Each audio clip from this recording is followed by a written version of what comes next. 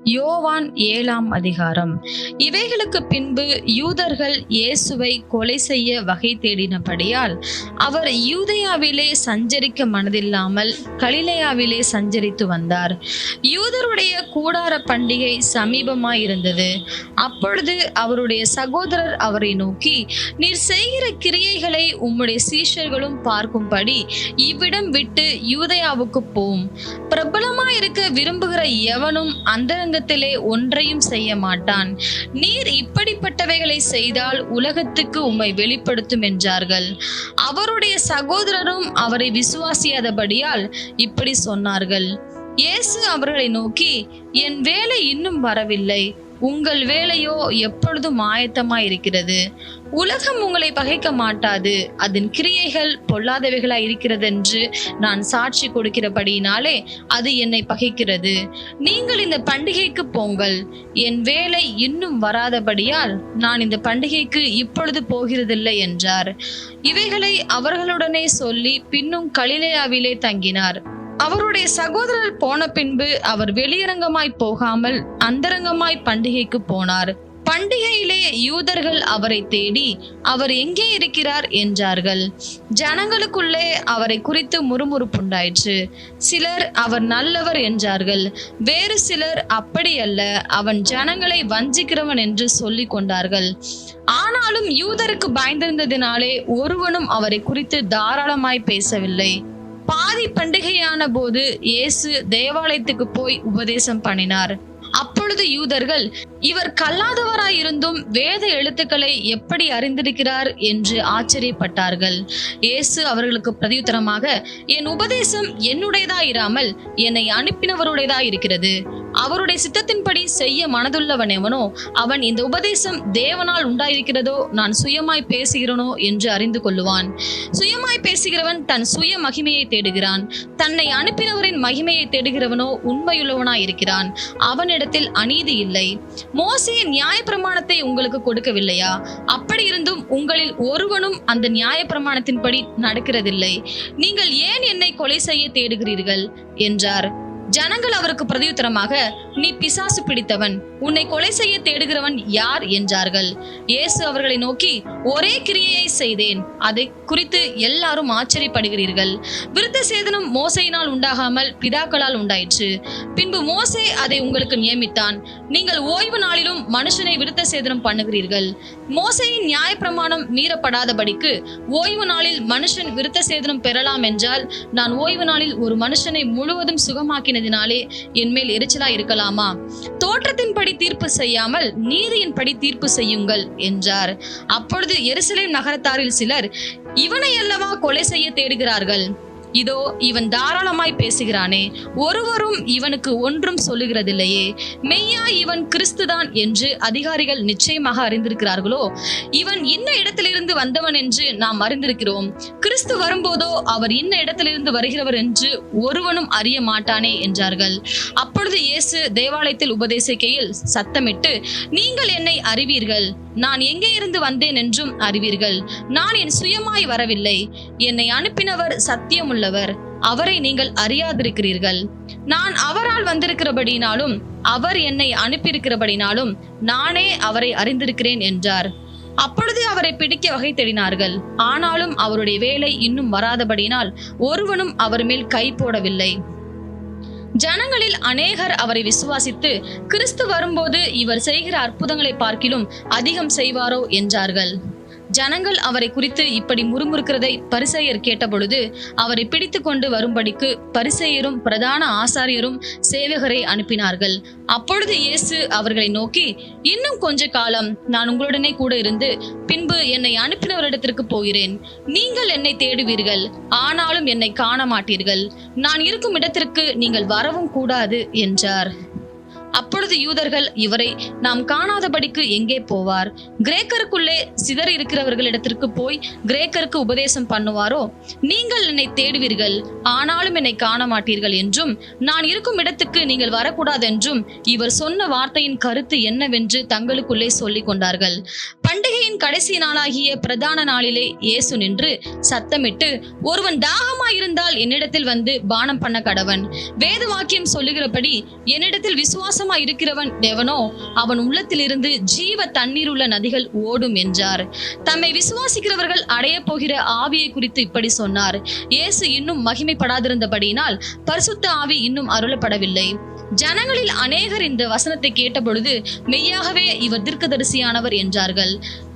வேறு சிலர் இவர் கிறிஸ்து என்றார்கள். கலிலேயாவிலிருந்தா வருவார்? தாவீதின் சந்ததியிலும் தாவீது இருந்த பெத்லகேம் ஊரிலுமிருந்து கிறிஸ்து வருவார் என்று வேத வாக்கியம் சொல்லவில்லையா என்றார்கள். இவ்விதமாக அவரை குறித்து ஜனங்களுக்குள்ளே பிரிவினை உண்டாயிற்று. அவர்களில் சிலர் அவரை பிடிக்க மனதாயிருந்தார்கள். ஆகிலும் ஒருவனும் அவர் மேல் கை போடவில்லை.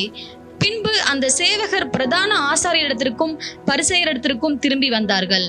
இவர்கள் அவரை நோக்கி, நீங்கள் அவனை ஏன் கொண்டு வரவில்லை என்று கேட்டார்கள். சேவகர் பிரதியுத்தரமாக, அந்த மனுஷன் பேசுகிறது போல ஒருவனும் ஒரு காலும் பேசினதில்லை என்றார்கள். அப்பொழுது பரிசேயர், நீங்களும் வஞ்சிக்கப்பட்டீர்களா? அதிகாரிகளிலாவது பரிசேயரிலாவது யாதாம் ஒருவர் அவனை விசுவாசித்ததுண்டா? வேதத்தை அறியாதவர்களாகிய இந்த ஜனங்கள் சபிக்கப்பட்டவர்கள் என்றார்கள். ராத்திரியிலே அவரிடத்திற்கு வந்தவனும் அவர்களில் ஒருவனுமான நிக்கோதேமு என்பவன் அவர்களை நோக்கி, ஒரு மனுஷன் சொல்வதை கேட்டு அவன் செய்கைகளை அறிகிறதற்கு முன்னே அவனை ஆக்கினைக்குட்படுத்தலாம் என்று நம்முடைய நியாயப்பிரமாணம் சொல்லுகிறதா என்றான். அதற்கு அவர்கள், நீரும் கலிலேயனா? கலிலேயாவிலிருந்து ஒரு தீர்க்கதரிசியும் எழும்புகிறதில்லை என்பதை ஆராய்ந்து பாரும் என்றார்கள். பின்பு அவரவர் தங்கள் தங்கள் வீட்டுக்கு போனார்கள். யோவான் 8ஆம் அதிகாரம். இயேசு ஒலிவமலைக்கு போனார். மறுநாள் காலையிலே அவர் திரும்பி தேவாலயத்திற்கு வந்தபோது ஜனங்கள் எல்லாரும் அவரிடத்தில் வந்தார்கள். அவர் உட்கார்ந்து அவர்களுக்கு உபதேசம் பண்ணினார். அப்பொழுது விபசாரத்திலே கண்டுபிடிக்கப்பட்ட ஒரு ஸ்திரீயை வேதபாரகரும் பரிசேயரும் அவரிடத்தில் கொண்டு வந்து அவளை நடுவே நிறுத்தி, போதகரே, இந்த ஸ்திரீ விபசாரத்தில் கையும் மெய்யுமாய் பிடிக்கப்பட்டாள். இப்படிப்பட்டவர்களை கல்லெறிந்து கொள்ள வேண்டும் என்று மோசே நியாய பிரமாணத்தில் நமக்கு கட்டளையிட்டிருக்கிறாரே, நீர் என்ன சொல்லுகிறீர் என்றார்கள். அவர் மேல் குற்றம் சுமத்துவதற்கான காரணம் உண்டாகும் பொருட்டு அவரை சோதிக்கும்படி இப்படி சொன்னார்கள். இயேசுவோ குனிந்து விரலினால் தரையிலே எழுதினார். அவர்கள் ஓயாமல் அவரை கேட்டுக்கொண்டிருக்கையில் அவர் நிமிர்ந்து பார்த்து, உங்களில் பாவம் இல்லாதவன் இவள் மேல் முதலாவது கல்லெறிய கடவன் என்று சொல்லி அவர் மறுபடியும் குனிந்து தரையிலே எழுதினார். அவர்கள் அதை கேட்டு தங்கள் மனசாட்சியினால் கடிந்து கொள்ளப்பட்டு பெரியோர் முதல் சிறியோர் வரைக்கும் ஒவ்வொருவராய் போய்விட்டார்கள். இயேசு தனித்திருந்தார். அந்த ஸ்திரீ நடுவே நின்றாள். இயேசு நிமிர்ந்து அந்த ஸ்திரீயை தவிர வேறொருவரையும் காணாமல், ஸ்திரீயே, உன்மேல் குற்றம் சாட்டினவர்கள் எங்கே? ஒருவனாயிலும் உன்னை ஆக்கினைக்குள்ளாக தீர்க்கவில்லையா என்றார். அதற்கு அவள், இல்லை ஆண்டவரே என்றாள். இயேசு அவளை நோக்கி, நானும் உன்னை ஆக்கினைக்குள்ளாக தீர்க்கிறதில்லை, நீ போ, இனி பாவம் செய்யாதே என்றார். மறுபடியும் இயேசு ஜனங்களை நோக்கி, நான் உலகத்திற்கு ஒளியாயிருக்கிறேன்.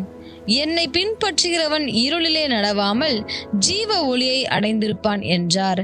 அப்பொழுது பரிசேயர் அவரை நோக்கி, உன்னை குறித்து நீயே சாட்சி கொடுக்கிறாய், உன்னுடைய சாட்சி உண்மையானதல்ல என்றார்கள். இயேசு அவர்களுக்கு பிரதியுத்தரமாக, என்னை குறித்து நானே சாட்சி கொடுத்தாலும் என் சாட்சி உண்மையாயிருக்கிறது. ஏனெனில் நான் எங்கே இருந்து வந்தேன் என்றும் எங்கே போகிறேன் என்றும் அறிந்திருக்கிறேன். நீங்களோ நான் எங்கே இருந்து வருகிறேன் என்றும் எங்கே போகிறேன் என்றும் அறியீர்கள். நீங்கள் மாம்சத்துக்கேற்றபடி நியாயம் தீர்க்கிறீர்கள், நான் ஒருவனையும் நியாயம் தீர்க்கிறதில்லை. நான் நியாயம் தீர்த்தால் என் தீர்ப்பு சத்தியத்தின்படி இருக்கும். ஏனெனில் நான் தனித்திருக்கவில்லை, நானும் என்னை அனுப்பின பிதாவுமாக இருக்கிறோம். 2 பேருடைய சாட்சி உண்மை என்று உங்கள் நியாய பிரமாணத்திலும் எழுதியிருக்கிறது. நான் என்னை குறித்து சாட்சி கொடுக்கிறவனாய் இருக்கிறேன், என்னை அனுப்பின பிதாவும் என்னை குறித்து சாட்சி கொடுக்கிறார் என்றார். அப்பொழுது அவர்கள், உம்முடைய பிதா எங்கே என்றார்கள். இயேசு பிரதியுத்தரமாக, என்னையும் அறியீர்கள், என் பிதாவையும் அறியீர்கள். நீங்கள் என்னை அறிந்தீர்களானால் என் பிதாவையும் அறிவீர்கள் என்றார். தேவாலயத்திலே இயேசு உபதேசம் பண்ணுகிற போது தர்ம பெட்டி இருக்கும் இடத்தில் இந்த வசனங்களை சொன்னார். அவருடைய வேலை இன்னும் வராதபடியினால் ஒருவனும் அவரை பிடிக்கவில்லை. இயேசு மறுபடியும் அவர்களை நோக்கி, நான் போகிறேன், நீங்கள் என்னை தேடி உங்கள் பாவங்களிலே சாவீர்கள். நான் போகிற இடத்துக்கு வர உங்களால் கூடாது என்றார். அப்பொழுது யூதர்கள், நான் போகிற இடத்துக்கு வர உங்களால் கூடாது என்கிறானே, தன்னைத்தான் கொலை செய்து கொள்வானோ என்று பேசிக்கொண்டார்கள். அவர் அவர்களை நோக்கி, நீங்கள் தாழ்விலிருந்து உண்டானவர்கள், நான் உயர்விலிருந்து உண்டானவன். நீங்கள் இந்த உலகத்திலிருந்து உண்டானவர்கள், நான் இந்த உலகத்திலிருந்து உண்டானவன் அல்ல. ஆகையால் நீங்கள் உங்கள் பாவங்களில் சாவீர்கள் என்று உங்களுக்கு சொன்னேன். நானே அவர் என்று நீங்கள் விசுவாசியாவிட்டால் உங்கள் பாவங்களிலே சாவீர்கள் என்றார். அதற்கு அவர்கள், நீர் யார் என்றார்கள். இயேசு அவர்களை நோக்கி, நான் ஆதி முதலாய் உங்களுக்கு சொல்லி இருக்கிறவர்தான்.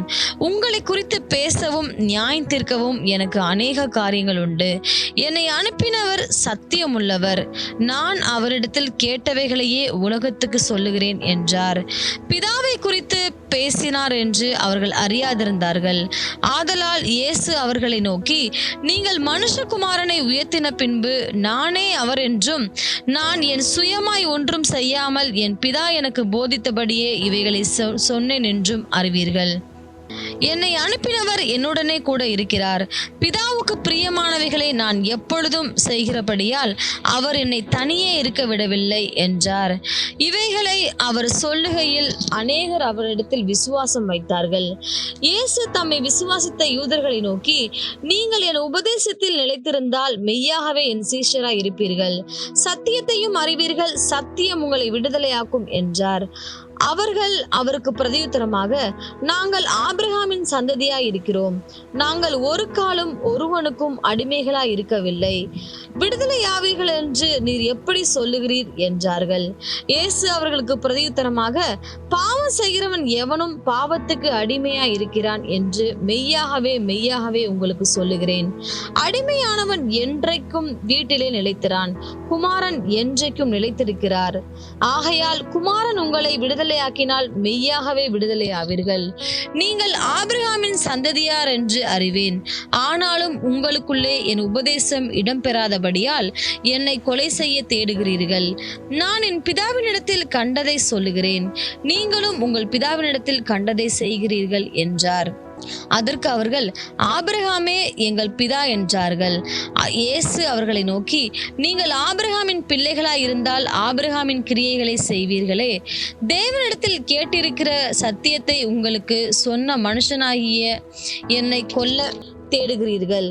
ஆபிரகாம் இப்படி செய்யவில்லையே, நீங்கள் உங்கள் பிதாவின் கிரியைகளை செய்கிறீர்கள் என்றார். அதற்கு அவர்கள், நாங்கள் வேசித்தனத்தினால் பிறந்தவர்கள் அல்ல, ஒரே பிதா எங்களுக்கு உண்டு, அவர் தேவன் என்றார்கள். இயேசு அவர்களை நோக்கி, தேவன் உங்கள் பிதாவாய் இருந்தால் என்னிடத்தில் அன்பாய் இருப்பீர்கள். ஏனெனில் நான் தேவனிடத்திலிருந்து வந்திருக்கிறேன். நான் சுயமாய் வரவில்லை, அவரே என்னை அனுப்பினார். என் வசனத்தை நீங்கள் ஏன் அறியாமல் இருக்கிறீர்கள்? என் உபதேசத்தை கேட்க மனதில்லா இருக்கிறதுனால் அல்லவா? நீங்கள் உங்கள் பிதாவாகிய பிசாசானவனால் உண்டானவர்கள், உங்கள் பிதாவினுடைய இச்சைகளின்படி செய்ய மனதாயிருக்கிறீர்கள். அவன் ஆதி முதற்கொண்டு மனுஷ கொலைபாதகனாய் இருக்கிறான். சத்தியம் அவனிடத்தில் இல்லாதபடியால் அவன் சத்தியத்திலே நிலைநிற்கவில்லை. அவன் பொய்யனும் பொய்க்கு பிதாவுமாய் இருக்கிறபடியால் அவன் பொய் பேசும்போது தன் சொந்தத்தில் எடுத்து பேசுகிறான். நான் உங்களுக்கு சத்தியத்தை சொல்லுகிறபடினாலே நீங்கள் என்னை விசுவாசிக்கிறதில்லை. என்னிடத்தில் பாவம் உண்டென்று உங்களில் யார் என்னை குற்றப்படுத்த கூடும்? நான் சத்தியத்தை சொல்லி இருக்க நீங்கள் ஏன் என்னை விசுவாசிக்கிறதில்லை? தேவனால் உண்டானவன் தேவனுடைய வசனங்களுக்கு செவி கொடுக்கிறான். நீங்கள் தேவனால் உண்டாயிராதபடியினால் செவி கொடாமல் இருக்கிறீர்கள் என்றார். அப்பொழுது யூதர்கள் அவருக்கு பிரதியுத்தரமாக, உன்னை சமாரியன் என்றும் பிசாசு பிடித்தவன் என்றும் நாங்கள் சொல்லுகிறது சரிதானே என்றார்கள். அதற்கு இயேசு, நான் பிசாசு பிடித்தவன் அல்ல, நான் என் பிதாவை கனம் பண்ணுகிறேன், நீங்கள் என்னை கனவீனம் பண்ணுகிறீர்கள். நான் எனக்கு மகிமையை தேடுகிறதில்லை, அதை தேடி நியாயம் தீர்க்கிறவர் ஒருவர் இருக்கிறார். ஒருவனின் வார்த்தையை கை கொண்டால் அவன் என்றென்றைக்கும் மரணத்தை காண்பதில்லை என்று மெய்யாகவே மெய்யாகவே உங்களுக்கு சொல்லுகிறேன் என்றார். அப்பொழுது யூதர்கள் அவரை நோக்கி, நீ பிசாசு பிடித்தவன் என்று இப்பொழுது அறிந்திருக்கிறோம். ஆபிரகாமும் தீர்க்கதரிசிகளும் மரித்தார்கள், நீயோ ஒருவனின் வார்த்தையை கை கொண்டால் என்றென்றைக்கும் மரணத்தை ருசி பார்ப்பதில்லை என்கிறாய். எங்கள் பிதாவாகிய ஆபிரகாமிலும் நீ பெரியவனோ? அவர் மரித்தார், தீர்க்கதரிசிகளும் மரித்தார்கள். உன்னை நீ எப்படிப்பட்டவனாக்குகிறாய் என்றார்கள். இயேசு பிரதியுத்தரமாக, என்னை நானே மகிமைப்படுத்தினால் அந்த மகிமை வீணாயிருக்கும். என் பிதா என்னை மகிமைப்படுத்துகிறவர், அவரை உங்கள் தேவன் என்று நீங்கள் சொல்லுகிறீர்கள். ஆயினும் நீங்கள் அவரை அறியவில்லை. நான் அவரை அறிந்திருக்கிறேன். அவரை அறியேன் என்று சொல்வேனாகில் உங்களைப் போல நானும் பொய்யனாயிருப்பேன். அவரை நான் அறிந்து அவருடைய வார்த்தையை கை கொண்டிருக்கிறேன். உங்கள் பிதாவாகிய ஆபிரகாம் என்னுடைய நாளை காண ஆசையாயிருந்தான், கண்டு களி கூர்ந்தான் என்றார். அப்பொழுது யூதர்கள் அவரை நோக்கி, உனக்கு இன்னும் 50 வயதாகவில்லையே, நீ ஆபிரகாமை கண்டாயோ என்றார்கள். அதற்கு இயேசு, ஆபிரகாம் உண்டாகிறதற்கு முன்னமே நான் இருக்கிறேன் என்று மெய்யாகவே உங்களுக்கு சொல்லுகிறேன் என்றார். அப்பொழுது அவர் மேல் எரியும்படி கல்லுகளை எடுத்துக்கொண்டார்கள். இயேசு மறைந்து அவர்கள் நடுவே கடந்து தேவாலயத்தை விட்டு போனார். யோவான் 9ஆம் அதிகாரம். அவர் அப்புறம் போகையில் பிறவி குருடனாகிய ஒரு மனுஷனை கண்டார். அப்பொழுது அவருடைய சீஷர்கள் அவரை நோக்கி, ரபி, இவன் குருடனாய் பிறந்தது யார் செய்த பாவம்? இவன் செய்த பாவமோ இவனை பெற்றவர்கள் செய்த பாவமோ என்று கேட்டார்கள். இயேசு பிரதியுத்தரமாக, அது இவன் செய்த பாவமும் அல்ல, இவனை பெற்றவர்கள் செய்த பாவமும் அல்ல. தேவனுடைய கிரியைகள் இவனிடத்தில் வெளிப்படும் பொருட்டாக இப்படி பிறந்தான். பகற்காலம் இருக்கும் மட்டும் நான் என்னை அனுப்பினவருடைய கிரியைகளை செய்ய வேண்டும். ஒருவனும் கிரியை செய்யக்கூடாத ராக்காலம் வருகிறது. நான் உலகத்தில் இருக்கையில் உலகத்திற்கு ஒளியாய் இருக்கிறேன் என்றார்.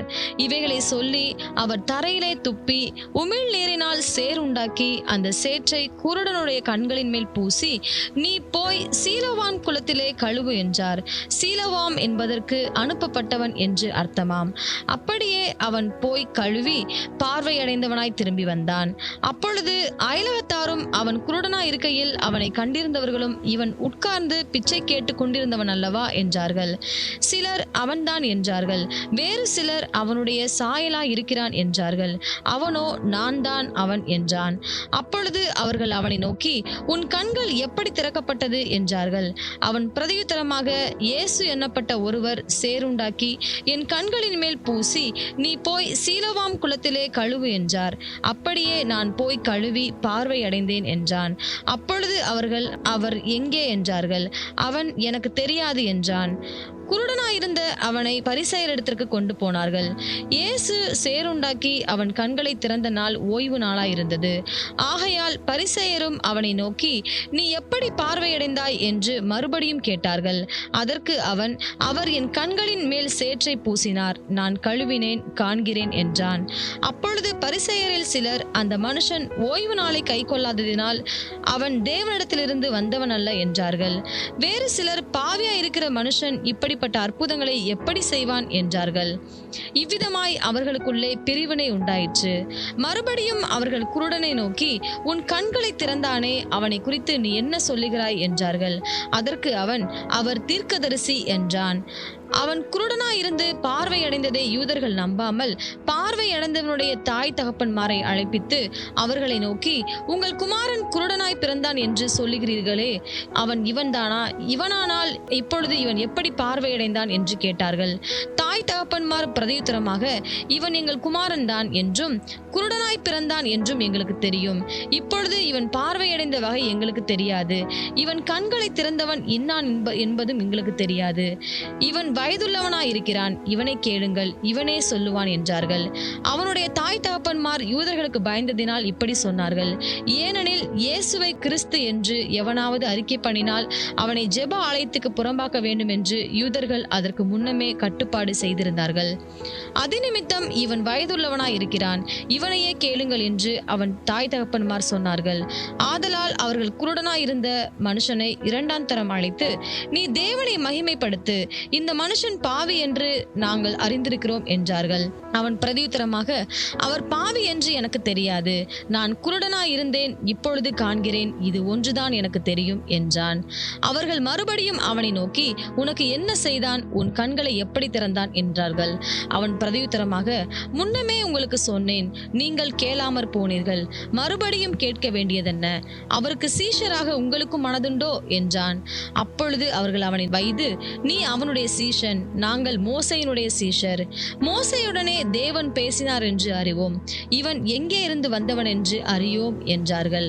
அதற்கு அந்த மனுஷன், அவர் என் கண்களை திறந்திருந்தும் அவர் எங்கே இருந்து வந்தவர் என்று நீங்கள் அறியாதிருக்கிறது ஆச்சரியமான காரியம். பாவிகளுக்கு தேவன் செவி கொடுக்கிறதில்லை என்று அறிந்திருக்கிறோம். ஒருவன் தேவ பக்தியுள்ளவனாய் இருந்து அவருக்கு சித்தமானதை செய்தால் அவனுக்கு செவி கொடுப்பார். பிறவி குருடனுடைய கண்களை ஒருவன் திறந்தான் என்று உலகம் உண்டானது முதல் கேள்விப்பட்டதில்லையே. அவர் தேவனிடத்திலிருந்து வராதிருந்தால் ஒன்றும் செய்ய மாட்டாரே என்றான். அவர்கள் அவனுக்கு பிரதியுத்தரமாக, முழுவதும் பாவத்தில் பிறந்த நீ எங்களுக்கு போதிக்கிறாயோ என்று சொல்லி அவனை புறம்பே தள்ளிவிட்டார்கள். அவனை அவர்கள் புறம்பே தள்ளிவிட்டதை இயேசு கேள்விப்பட்டு அவனை கண்டபோது, நீ தேவனுடைய குமாரனிடத்தில் விசுவாசமாய் இருக்கிறாயா என்றார். அதற்கு அவன், ஆண்டவரே, அவரிடத்தில் நான் விசுவாசமாய் இருக்கும்படிக்கு அவர் யார் என்றான். இயேசு அவனை நோக்கி, நீ அவரை கண்டிருக்கிறாய், உன்னுடனே பேசுகிறவர் அவர்தான் என்றார். உடனே அவன், ஆண்டவரே, விசுவாசிக்கிறேன் என்று சொல்லி அவரை பணிந்து கொண்டான். அப்பொழுது இயேசு, காணாதவர்கள் காணும்படியாகவும் காண்கிறவர்கள் குருடராகும்படியாகவும் நியாய தீர்ப்புக்கு நான் இந்த உலகத்தில் வந்தேன் என்றார். அவருடனே கூட இருந்த பரிசேயரில் சிலர் இவைகளை கேட்டபொழுது, நாங்களும் குருடரோ என்றார்கள். இயேசு அவர்களை நோக்கி, நீங்கள் குருடரா இருந்தால் உங்களுக்கு பாவம் இராது. நீங்கள் காண்கிறோம் என்று சொல்லுகிறபடியினால் உங்கள் பாவம் நிலை நிற்கிறது என்றார். யோவான் 10ஆம் அதிகாரம். மெய்யாகவே மெய்யாகவே நான் உங்களுக்கு சொல்லுகிறேன், ஆட்டு தொழுவத்துக்குள் வாசல் வழியாய் பிரவேசியாமல் வேறு வழியாய் ஏறுகிறவன் கள்ளனும் கொள்ளைக்காரனுமாயிருக்கிறான். வாசல் வழியாய் பிரவேசிக்கிறவனோ ஆடுகளின் மேய்ப்பனாயிருக்கிறான். வாசலை காக்கிறவன் அவனுக்கு திறக்கிறான். ஆடுகளும் அவன் சத்தத்துக்கு செவி கொடுக்கிறது. அவன் தன்னுடைய ஆடுகளை பேர் சொல்லி கூப்பிட்டு அவைகளை வெளியே நடத்தி கொண்டு போகிறான். அவன் தன்னுடைய ஆடுகளை வெளியே விட்ட பின்பு அவைகளுக்கு முன்பாக நடந்து போகிறான். ஆடுகள் அவன் சத்தத்தை அறிந்திருக்கிறபடியினால் அவனுக்கு பின் செல்லுகிறது. அந்நியருடைய சத்தத்தை அறியாதபடியினால் அவைகள் அந்நியனுக்கு பின் செல்லாமல் அவனை விட்டோடிப்போம் என்றார். இந்த ஓமையை இயேசு அவர்களுடனே சொன்னார். அவர்களோ அவர் சொன்னவைகளின் கருத்தை அறியவில்லை. ஆதலால் இயேசு மறுபடியும் அவர்களை நோக்கி, நானே ஆடுகளுக்கு வாசல் என்று மெய்யாகவே மெய்யாகவே உங்களுக்கு சொல்லுகிறேன். எனக்கு முன்னே வந்தவர்கள் எல்லாரும் கள்ளரும் கொள்ளைக்காரருமாய் இருக்கிறார்கள். ஆடுகள் அவர்களுக்கு செவி கொடுக்கவில்லை. நானே வாசல். என் வழியாய் ஒருவன் உட்பிரவேசித்தால் அவன் ரட்சிக்கப்படுவான். அவன் உள்ளும் புறம்பும் சென்று மேய்ச்சலை கண்டடைவான். திருடன் திருடவும் கொல்லவும் அழிக்கவும் வருகிறானே அன்றி வேறொன்றுக்கும் வரான். நானோ அவைகளுக்கு ஜீவன் உண்டாயிருக்கவும் அது பரிபூரணப்படவும் வந்தேன். நானே நல்ல மேய்ப்பன். நல்ல மேய்ப்பன் ஆடுகளுக்காக தன் ஜீவனை கொடுக்கிறான். மேய்ப்பனாய் இராதவனும் ஆடுகள் தனக்கு சொந்தமல்லாதவனுமான கூலியால் ஓனாய் வருகிறதை கண்டு ஆடுகளை விட்டு ஓடி போகிறான். அப்பொழுது ஓனாய் ஆடுகளை பீறி அவைகளை சிதறடிக்கும். கூலியால் கூலிக்காக வேலை செய்கிறவனாகையால் ஓடி போகிறான். ஆடுகளுக்காக அவன் கவலைப்படான். நானே நல்ல மேய்ப்பன். பிதா என்னை அறிந்திருக்கிறது போலவும் நான் பிதாவை அறிந்திருக்கிறது போலவும் நான் என்னுடையவைகளை அறிந்தும் என்னுடையவைகளால் அறியப்பட்டும் இருக்கிறேன். ஆடுகளுக்காக என் ஜீவனையும் கொடுக்கிறேன். இந்த தொழுவத்தில் உள்ளவைகளை அல்லாமல் வேறே ஆடுகளும் எனக்கு உண்டு. அவைகளையும் நான் கொண்டு வர வேண்டும். அவைகள் என் சத்தத்துக்கு செவி கொடுக்கும். அப்பொழுது ஒரே மந்தையும் ஒரே மேய்ப்பனுமாகும். நான் என் ஜீவனை மறுபடியும் அடைந்து கொள்ளும் படிக்கு அதை கொடுக்கிறபடினால் பிதா என்னில் அன்பாயிருக்கிறார். ஒருவனும் அதை என்னிடத்திலிருந்து எடுத்துக்கொள்ள மாட்டான். நானே அதை கொடுக்கிறேன். அதை கொடுக்கவும் எனக்கு அதிகாரம் உண்டு. அதை மறுபடியும் எடுத்துக்கொள்ளவும் எனக்கு அதிகாரம் உண்டு. இந்த கட்டளையை என் பிதாவினிடத்தில் பெற்றுக்கொண்டேன் என்றார். இந்த வசனங்களின் நிமித்தம் யூதருக்குள்ளே மறுபடியும் பிரிவினை உண்டாயிற்று. அவர்களில் அநேகர், இவன் பிசாசு பிடித்தவன், பைத்தியக்காரன், ஏன் இவனுக்கு செவி கொடுக்கிறீர்கள் என்றார்கள். வேறே சிலர், இவைகள் பிசாசு பிடித்தவனுடைய வசனங்கள் அல்லவே, குருடனுடைய கண்களை பிசாசு திறக்க கூடுமா என்றார்கள். பின்பு எருசலேமிலே தேவாலய பிரதிஷ்டை பண்டிகை வந்தது. மாரி காலமுமாய் இருந்தது. இயேசு தேவாலயத்தில் சாலமோனுடைய மண்டபத்திலே உலாவிக் கொண்டிருந்தார். அப்பொழுது யூதர்கள் அவரை சூழ்ந்து கொண்டு, எதுவரைக்கும் எங்கள் ஆத்மாவுக்கு சந்தேகம் உண்டாக்குகிறீர்? நீர் கிறிஸ்துவானால் எங்களுக்கு தெளிவாய் சொல்லும் என்றார்கள். இயேசு அவர்களுக்கு பிரதியுத்தரமாக, அதை உங்களுக்கு சொன்னேன், நீங்கள் விசுவாசிக்கவில்லை. என் பிதாவின் நாமத்தினாலே நான் செய்கிற கிரியைகளே என்னை குறித்து சாட்சி கொடுக்கிறது. ஆனாலும் நான் உங்களுக்கு சொன்னபடியே நீங்கள் என் மந்தையின் ஆடுகளாய் இராதபடினால் விசுவாசியாமல் இருக்கிறீர்கள். என் ஆடுகள் என் சத்தத்திற்கு செவி கொடுக்கிறது. நான் அவைகளை அறிந்திருக்கிறேன். அவைகள் எனக்கு பின் செல்லுகிறது. நான் அவைகளுக்கு நித்திய ஜீவனை கொடுக்கிறேன். அவைகள் ஒரு காலம் கெட்டு போவதில்லை. ஒருவனும் அவைகளை என் கையில் இருந்து பறித்து கொள்வதும் இல்லை. அவைகளை எனக்கு தந்த என் பிதா எல்லாரிலும் பெரியவராயிருக்கிறார். அவைகளை என் பிதாவின் கையில் இருந்து பறித்து கொள்ள ஒருவனாலும் கூடாது. நானும் பிதாவும் ஒன்றாய் இருக்கிறோம் என்றார். அப்பொழுது யூதர்கள் மறுபடியும் அவர் மேல் கல்லெறியும்படி கல்லுகளை எடுத்துக்கொண்டார்கள். இயேசு அவர்களை நோக்கி, நான் என் பிதாவினாலே அநேக கிரியைகளை உங்களுக்கு காண்பித்தேன். அவைகளில் எந்த கிரியை நிமித்தம் என் மேல் கல்லெறிகிறீர்கள் என்றார். யூதர்கள் அவருக்கு பிரதியுத்தரமாக, நற்கிரியை நிமித்தம் நாங்கள் உன்மேல் கல்லெறிகிறதில்லை. நீ மனுஷனாய் இருக்க உன்னை தேவன் என்று சொல்லி இவ்விதமாக தேவ தூஷணம் சொல்லுகிறபடியினால் உன்மேல் கல்லெறிகிறோம் என்றார்கள். இயேசு அவர்களுக்கு பிரதியுத்தரமாக, தேவர்களாய் இருக்கிறீர்கள் என்று நான் சொன்னேன் என்பதாய் உங்கள் வேதத்தில் எழுதியிருக்கிறவில்லையா? தேவ வசனத்தை பெற்றுக்கொண்டவர்களே தேவர்கள் என்று அவர் சொல்லி இருக்க, வேத வாக்கியமும் தவறாததா இருக்க, பிதாவினால் பரிசுத்தமாக்கப்பட்டும் உலகத்தில் அனுப்பப்பட்டும் இருக்கிற நான் என்னை தேவனுடைய குமாரன் என்று சொன்னதினாலே தேவ தூஷணம் சொன்னாய் என்று நீங்கள் சொல்லலாமா? என் பிதாவின் கிரியைகளை நான் செய்யாதிருந்தால் நீங்கள் என்னை விசுவாசிக்க வேண்டியதில்லை.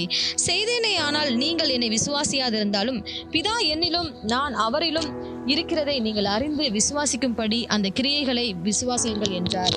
இது நிமித்தம் அவர்கள் மறுபடியும் அவரை பிடிக்க தேடினார்கள்.